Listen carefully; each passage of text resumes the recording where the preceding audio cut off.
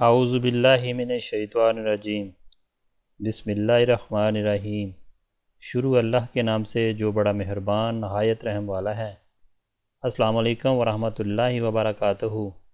پیارے ناظرین، اگر آپ ہمارے چینل پر فرسٹ ٹائم آئے ہیں یا ہمارا چینل سبسکرائب نہیں کیا ہوا تو ہم آپ سے تہہ دل سے ریکویسٹ کرتے ہیں کہ ہمارے چینل کو سبسکرائب کر دیں، ہماری ویڈیو کو لائک اور شیئر کر دیں۔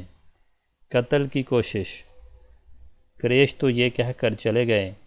ابو طالب پریشان ہو گئے۔ وہ اپنی قوم کے غصے سے اچھی طرح واقف تھے۔ دوسری طرف وہ اس بات کو پسند نہیں کر سکتے تھے کہ کوئی بھی شخص حضور نبی کریم صلی اللہ علیہ وسلم کو رسوا کرنے کی کوشش کرے۔ اس لیے انہوں نے حضور نبی کریم صلی اللہ علیہ وسلم سے کہا، بھتیجے، تمہاری قوم کے لوگ میرے پاس آئے تھے۔ انہوں نے مجھ سے یہ کہا کہ اس لیے اپنے اوپر اور مجھ پر رحم کرو اور مجھ پر ایسا بوجھ نہ ڈالو جس کو میں اٹھا نہ سکوں۔ ابو طالب کی اس گفتگو سے نبی کریم صلی اللہ علیہ وسلم نے خیال کیا کہ اب چچا ان کے ساتھ چھوڑ رہے ہیں، وہ بھی اب آپ کی مدد نہیں کرنا چاہتے، آپ کی حفاظت سے ہاتھ اٹھا رہے ہیں۔ اس لیے آپ نے فرمایا، چچا جان، اللہ کی قسم، اگر یہ لوگ میرے دائیں ہاتھ پر سورج اور بائیں ہاتھ پر چاند رکھ دیں اور یہ کہہ کر میں اس کا کام چھوڑ دوں تو بھی میں ہرگز ایسا نہیں کروں گا، نہیں چھوڑوں گا، یہاں تک کہ خود اللہ تعالیٰ اس کو ظاہر فرما دیں۔ یہ کہتے ہوئے آپ کی آواز برآ گئی، آپ کی آنکھوں میں آنسو آ گئے، آپ اٹھ کر جانے لگے، لیکن اسی وقت ابو طالب نے آپ کو پکارا، بھتیجے ادھر آؤ۔ آپ ان کی طرف مڑے تو انہوں نے کہا، جاؤ بھتیجے، جو دل چاہے کہو، اللہ کی قسم تمہیں کسی حال میں نہیں چھوڑوں گا۔ جب قریش کو اندازہ ہو گیا کہ ابو طالب آپ کا ساتھ چھوڑنے پر تیار نہیں ہیں تو وہ عمارہ بن ولید کو ساتھ لے کر ابو طالب کے پاس آئے اور بولے، ابو طالب، یہ عمارہ بن ولید ہے، قریش کا سب سے زیادہ بہادر، طاقتور اور سب سے زیادہ حسین نوجوان ہے۔ تم اسے لے کر اپنا بیٹا بنا لو اور اس کے بدلے میں اپنے بھتیجے کو ہمارے حوالے کر دو، اس لیے کہ وہ تمہارے اور تمہارے باپ دادا کے دین کے خلاف جا رہا ہے۔ اس نے تمہاری قوم میں پھوٹ ڈال دی ہے اور ان کی عقلیں خراب کر دی ہیں۔ تم اسے ہمارے حوالے کر دو تاکہ ہم اسے قتل کر دیں۔ انسان کے بدلے میں ہم تمہیں انسان دے رہے ہیں۔ قریش کی یہ بیہودہ تجویز سن کر ابو طالب نے کہا، اللہ کی قسم، یہ ہرگز نہیں ہو سکتا۔ کیا تم یہ سمجھتے ہو کہ کوئی اونٹنی اپنے بچے کو چھوڑ کر کسی دوسرے بچے کی آرزو مند ہو سکتی ہے؟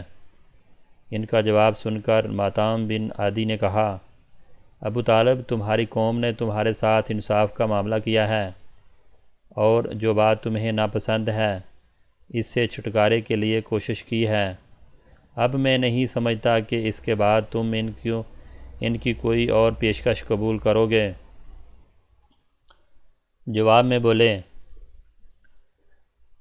اللہ کی قسم، انہوں نے میرے ساتھ انصاف نہیں کیا، بلکہ تم سب نے مل کر مجھے رسوا کرنے اور میرے خلاف گٹھ جوڑ کرنے کے لیے یہ سب کچھ کیا ہے۔ اس لیے اب جو تمہارے دل میں آئے کر لو۔ بعد میں یہ شخص یعنی عمارہ بن ولید حبشہ میں کفر کی حالت میں مرا، اس پر جادو کر دیا گیا تھا۔ اس کے بعد یہ وحشت زدہ ہو کر جنگلوں اور گھاٹیوں میں مارا گیا۔ اس طرح دوسرا شخص ماتام بن عدی بھی کفر کی حالت میں مرا۔ غرض، جب ابو طالب نے قریش کی یہ پیشکش بھی ٹھکرا دی تو معاملہ حد درجے سنگین ہو گیا۔ دوسری طرف ابو طالب نے قریش کے خطرناک ارادوں کو بھانپ لیا انہوں نے بنی ہاشم اور بنی عبد المطلب کو بلایا، ان سے درخواست کی کہ سب مل کر آپ کی حفاظت کریں، آپ کا بچاؤ کریں۔ ان کی بات سن کر سوائے ابو لہب کے سب تیار ہو گئے۔ ابو لہب نے ان کا ساتھ نہ دیا، یہ بدبخت سختی کرنے اور آپ کے خلاف آواز اٹھانے سے باز نہ آیا۔ اسی طرح جو لوگ آپ پر ایمان لے آئے تھے، ان کی مخالفت میں بھی ابو لہب ہی سب سے پیش تھے۔ آپ کو اور آپ کے ساتھیوں کو تکالیف پہنچانے میں بھی یہ قریش کے بڑھ چڑھ کر تھا۔ آپ کو تکالیف پہنچانے کے سلسلے میں حضرت عباس رضی اللہ تعالیٰ عنہ ایک واقعہ بیان کرتے ہیں۔ فرماتے ہیں، ایک روز میں مسجد الحرام میں تھا کہ ابو جہل وہاں آیا اور بولا، میں خدا کی قسم کھا کر کہتا ہوں، اگر میں محمد کو سجدہ کرتے ہوئے دیکھ لیا تو میں ان کی گردن مار دوں گا۔ حضرت عباس رضی اللہ تعالیٰ عنہ فرماتے ہیں کہ یہ سن کر میں فوراً نبی کریم صلی اللہ علیہ وسلم کی طرف گیا اور آپ کو بتایا کہ ابو جہل کیا کہہ رہا ہے۔ نبی اکرم صلی اللہ علیہ وسلم یہ سن کر غصے کی حالت میں باہر نکلے اور تیز تیز چلتے مسجد الحرام میں داخل ہو گئے، یہاں تک کہ گزرتے وقت آپ کو دیوار کی رگڑ لگ گئی۔ اس وقت آپ سورۃ العلق کی آیات نمبر 2، 1 اور 2 پڑھ رہے تھے۔ ترجمہ: اے پیغمبر، آپ اپنے رب کا نام لے کر قرآن پڑھا کیجئے، وہ جس نے مخلوقات کو پیدا کیا ہے، جس نے انہیں خون کے لوتھڑے سے پیدا کیا ہے۔ تلاوت کرتے ہوئے آپ اس سورت کی آیات نمبر 6 تک پہنچ گئے۔ ترجمہ: سچ مچ بے شک کافر آدمی حد سے نکل جاتا ہے، یہاں تک کہ آپ نے سورت کا آخری حصہ پڑھا جہاں سجدے کی آیات ہے، اور اس کے ساتھ ہی آپ سجدے میں گر گئے۔ اسی وقت کسی نے ابو جہل کو کہا، ابو الحکم، یہ محمد سجدے میں پڑے ہیں۔ یہ سنتے ہی ابو جہل فوراً آپ کی طرف بڑھا، آپ کے نزدیک پہنچا، لیکن پھر اچانک واپس آ گیا۔ لوگوں نے حیران ہو کر پوچھا، ابو الحکم، کیا ہوا؟ جواب میں اس نے اور زیادہ حیران ہو کر کہا، جو میں دیکھ رہا ہوں، کیا تمہیں وہ نظر نہیں آ رہا؟ اس کی بات سن کر لوگ اور زیادہ حیران ہوئے اور بولے، تمہیں کیا نظر آ رہا ہے ابو الحکم؟ اس پر ابو جہل نے کہا، مجھے اپنے اور ان کے درمیان آگ کی ایک خندق نظر آ رہی ہے۔ اسی طرح ایک دن ابو جہل نے کہا، اے گروہ قریش، جیسا کہ تم دیکھ رہے ہو، محمد تمہارے دین میں عیب ڈال رہا ہے، تمہارے معبودوں کو برا کہہ رہا ہے، تمہاری عقلوں کو خراب بتا رہا ہے، اور تمہارے باپ داداؤں کو گالیاں دے رہا ہے۔ اس لیے میں خدا کے سامنے عہد کرتا ہوں کہ کل میں محمد کے لیے اتنا بڑا پتھر لے کر بیٹھوں گا جس کا بوجھ وہ برداشت نہیں کر سکیں گے۔ جو ہی وہ سجدے میں جائیں گے، میں وہ پتھر ان کے سر پر دے ماروں گا۔ اس کے بعد تم لوگوں کو اختیار ہے، چاہو تو اس کے معاملے میں میری مدد کرنا اور مجھے پناہ دینا، چاہو تو مجھے دشمنوں کے حوالے کر دینا۔ پھر بنی عبد المناف میرا جو بھی حشر کریں گے، یہ سن کر قریش نے کہا،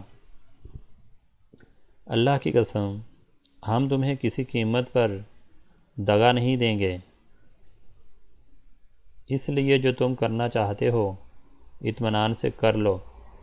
دوسرے دن ابو جہل اپنے پروگرام کے مطابق بہت بھاری پتھر اٹھایا اور لگا نبی اکرم صلی اللہ علیہ وسلم کا انتظار کرنے۔ ادھر نبی اکرم صلی اللہ علیہ وسلم بھی عادت کے مطابق صبح کی نماز کے بعد وہاں تشریف لے آئے۔ اس وقت آپ کا قبلہ بیت المقدس کی طرف تھا۔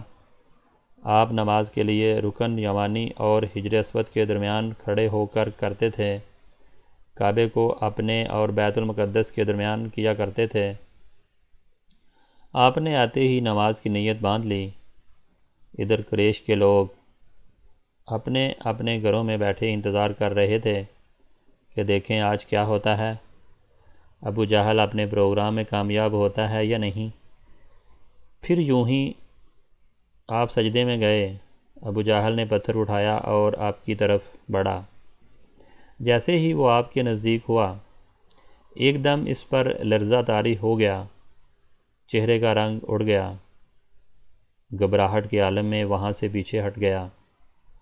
ادھر پتھر پر اس کے ہاتھ میں اس طرح جم گئے کہ اس نے چاہا ہاتھ اس پر ہٹانے لیکن ہٹا نہ سکا۔ قریش کے لوگ فوراً اس کے گرد جمع ہو گئے اور بولے، ابو الحکم کیا ہوا؟ اس نے جواب دیا، میں نے رات کو تم سے کہا، اس کو پورا کرنے کے لیے میں محمد کی طرف بڑھا، مگر جیسے ہی ان کے قریب پہنچا، ایک جوان اونٹ میرے راستے میں آ گیا۔ میں نے اسے جیسے زبردست اونٹ آج تک نہیں دیکھا۔ وہ ایک دم میری طرف بڑھا جیسے مجھے کھا لے گا۔ جب اس واقعہ کا ذکر نبی اکرم صلی اللہ علیہ وسلم سے کیا گیا تو آپ نے فرمایا، وہ جبرائیل علیہ السلام تھے، اگر وہ میرے نزدیک آتا تو وہ ضرور اسے پکڑ لیتے۔ تو ناظرین، اگر آپ کو ہماری ویڈیو اچھی لگی تو پلیز ہماری ویڈیو کو لائک کریں، شیئر کریں، اور ہمارے چینل پر نئے ہیں تو ہمارے چینل کو سبسکرائب کر دیں۔ Thanks for watching.